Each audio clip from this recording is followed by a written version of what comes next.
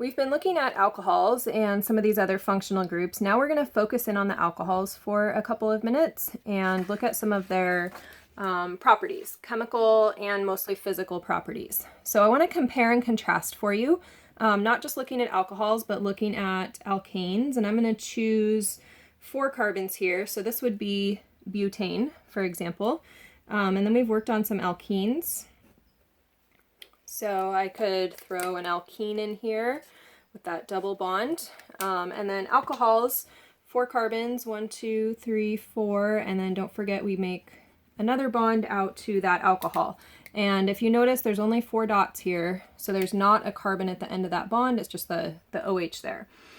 So we're going to compare and contrast these molecules. As we think about polarity, are these first 2 molecules polar? They're all C's and H's, right? So these are not polar. I'm just going to say non-polar, and this is also non-polar. And then if I can think back to chapter 4 and chapter 3, when I saw OH, I was thinking, ooh, that can hydrogen bond, which we'll get to later.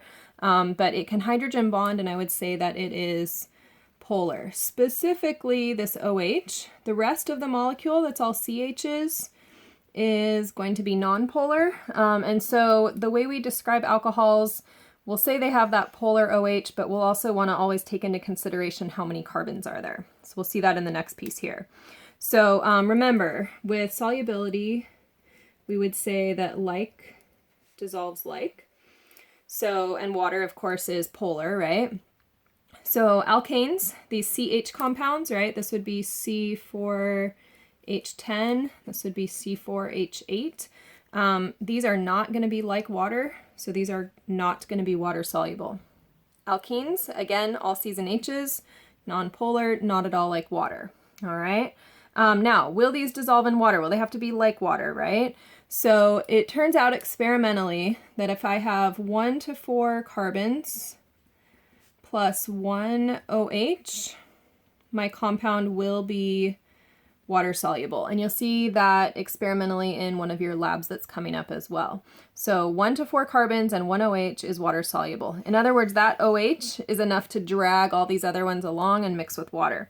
However, if I have 5 or more carbons plus just that 1 OH, we would say that this is not water soluble. I will always give you one extreme or the other when we're looking at water solubility. So a heavy bias towards OHs or a heavy bias towards carbons. And that's generally how natural substances work too. Next one down, melting point. So we're thinking kind of relative to water here. Anything that's just built out of carbons and hydrogens. These are just, both of these, held together with dispersion forces only. And those are relatively weak attractions, right? So relatively, we have low melting points and boiling points, and relatively low melting points and boiling points. When I look at my alcohols, though, now they have that OH. Again, in chapter 3 and 4, we learned that those OHs, if another friendly alcohol molecule came along, now we could form hydrogen bonds, right? The O's to the H's. And so because of those hydrogen bonds, we're going to see relatively higher melting points and boiling points due to their ability to hydrogen bond. So we'll say form hydrogen bonds. So relatively higher, and that's going to be especially true when we're looking at the small molecules where hydrogen bonding is an important part of how they interact with other molecules. Last thing down here, reactions. So everything above here, these were all physical properties. Now reactions, we're looking at how do we break bonds? How do we form bonds? So chemical property. Alkanes, can you think back? There was one type of reaction we learned for alkanes. That was combustion. So these burn well. It turns out alkenes also burn well, and if you've ever maybe put ethanol in your car, you see that at the gas station, these also burn well. We were most excited about combustion for alkanes because that was the only reaction they had.